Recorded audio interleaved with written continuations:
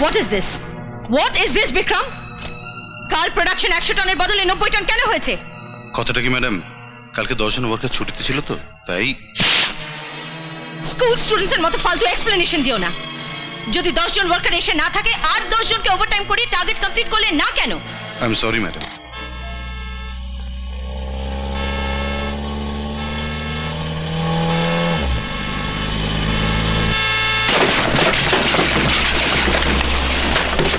মরে গেলাম মাগো। Hey you, come here. I say come here. যখন তুই জানিস যে আমি ঠিক 9টা বাজলে অফিসে আসি, তুই গেট ছেড়ে গেছিলি কেন? কি হলো উত্তর দে। ম্যাডাম একটা কাজ ছিল। Shut up!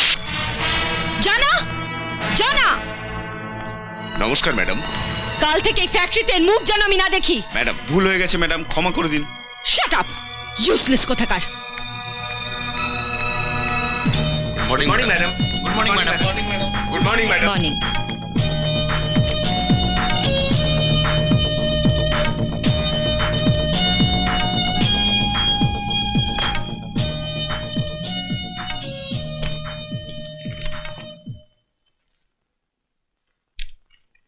ম্যাডাম নমস্কার। আশা ম্যাডামকে ডেকে দাও। ম্যাডাম আশা ম্যাডাম তো এখনো আসেনি ম্যাডাম। যাও এখন।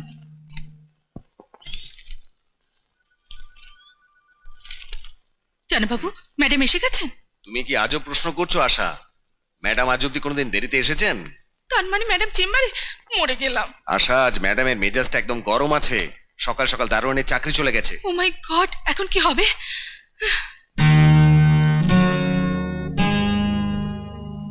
Good morning madam. You are 5 minutes late, আশা।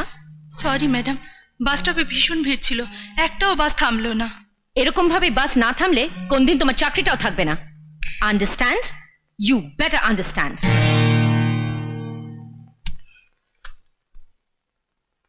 বিক্রমকে পাঠিয়ে দাও।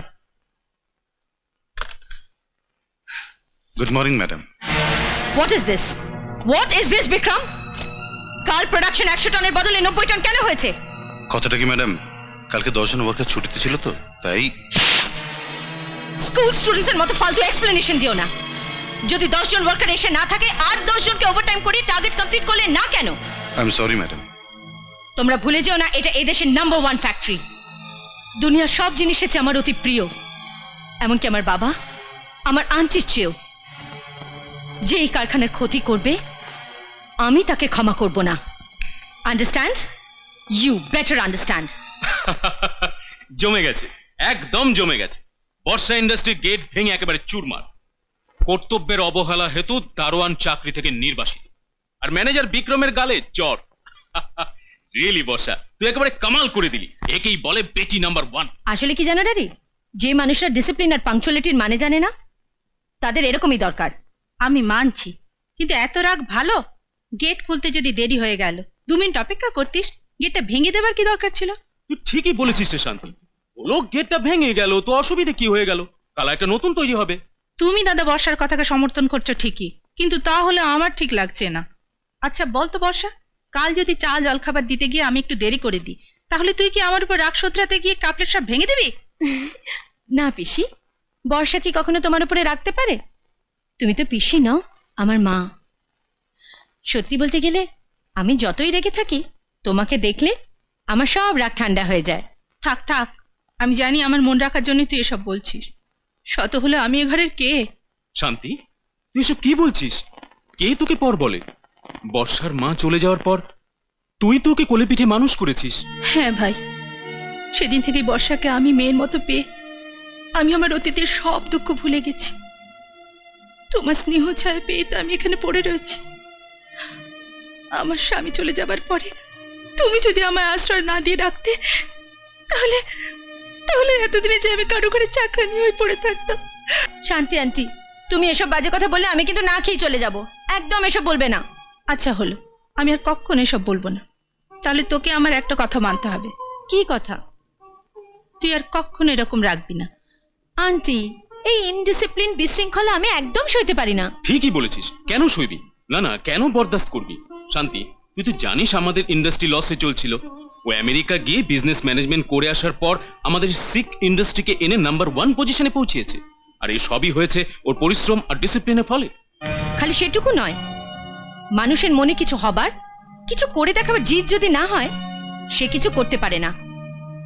আজ আমাদের ইন্ডাস্ট্রি নাম্বার 1 হয়েছে এই জন্যে যে আমার নাম্বার 1 হওয়ার জিদ ছিল। I hate number 2। কিন্তু তোর বিয়ে হওয়ার পরে তোর বর নাম্বার 1 হয়ে যাবে আর তুই নাম্বার 2, তখন কি করবি? না, বিয়ে করার পরেও আমি নাম্বার 1 থাকবো আর সে নাম্বার 2।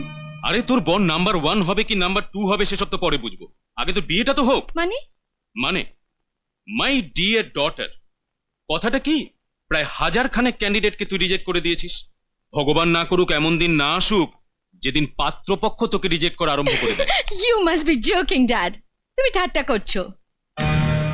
রামনারায়ণ চট্টরায়ের একমাত্র মেয়ে বর্ষাকে রিজেক্ট করে কোনো পুরুষের সাহস নেই।